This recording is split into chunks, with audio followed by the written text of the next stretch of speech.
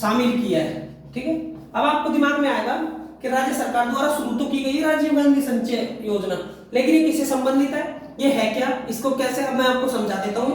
देखो, आपने सुना है कि जैसे अपने रेगिस्तानी इलाके में, अपने रेगिस्तान के इलाके में आपको पता होगा कि पानी को रोकने के लिए तरह तरह के नुस्खे अपनाए जाते हैं। ठीक है, कोई घर से पानी रोकता है, कोई खेतों में पानी रोकता है, कोई अलग अलग प्रक्रियाओं से पानी रोकता है, एक बात। ठीक है, दूसरी बात क्या है कि हमारा वर्षा का जल हम इकट्ठा करते हैं, दूसरा हमारे बहते हुए पानी को हम रोकते हैं ताकि जमीन में वो पानी जाए और फिर हमको दोबारा से प्राप्त हो। ठीक है, इस वजह से जो राजीव गांधी संचय योजना है, संचय का मतलब ही होता है कि किसी चीज को अच्छे से रखना, ठीक है ना, संचित करना। तो अब इसमें क्या है, जैसे मिट्टी का कटाव रोकना, क्या करना, मिट्टी का अपरदन रोकना, ठीक है ना, मिट्टी का अपरदन रोकना। ठीक है, जल का बहाव रोकना, जल का बहाव रोकना, तो ये इससे संबंधित है। तो ये योजना किससे संबंधित है, पानी के बचाव और मिट्टी के कटाव से संबंधित है। ठीक है ना, वर्षा जल को संगठित करना, भूमि कटाव को नियंत्रित करना, ये सारी चीजें इसी के अंतर्गत आती हैं।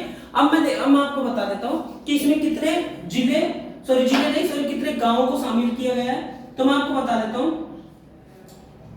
इसमें 352 पंचायत समिति है, 352 पंचायत समितियों के 4500 ग्राम है। कितने ग्राम है, 4500 ग्राम। अब मैं आपको बात बताती हूँ कि दूसरा चरण है, दूसरे चरण, ठीक है, कौन सा चरण है, दूसरा।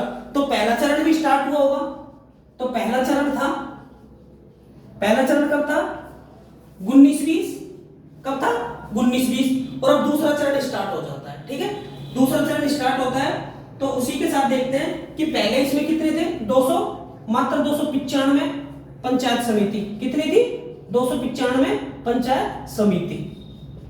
ठीक है ना, क्या थी, 295 पंचायत समिति पहले चरण में, और दूसरे चरण में 352 पंचायत समिति थी और 4500 ग्राम थे।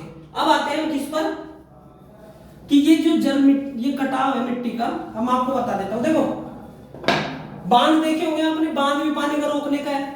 ठीक है, जैसे कोटा बैराज है, ठीक है, तो वो सारे क्या है, बांध होते हैं, वो पानी को रोकने के, संचय करने के, जमीन में जाने के लिए बांध बनाए जाते हैं ताकि आगे कोई प्रॉब्लम ना हो। उसी तरीके से मिट्टी का अपरदन, मिट्टी का अपरदन, ठीक है, और मिट्टी का अपरदन ही मिट्टी का कटाव होता है, मिट्टी का अपरदन ही मिट्टी का कटाव होता है। किसके द्वारा, जल के द्वारा, जल के द्वारा मिट्टी कटती है, उसको मिट्टी अपरदन बोलते हैं। मिट्टी का अपरदन तो हवाओं से भी होता है, किससे होता है, हवाओं से, वायुओं से होता है, ठीक है, और जल से भी होता है। ठीक है, इसी तरह अब देखो, कौन सी नदी है ऐसी जो सबसे ज्यादा मिट्टी का अपरदन करती है, मिट्टी अपरदन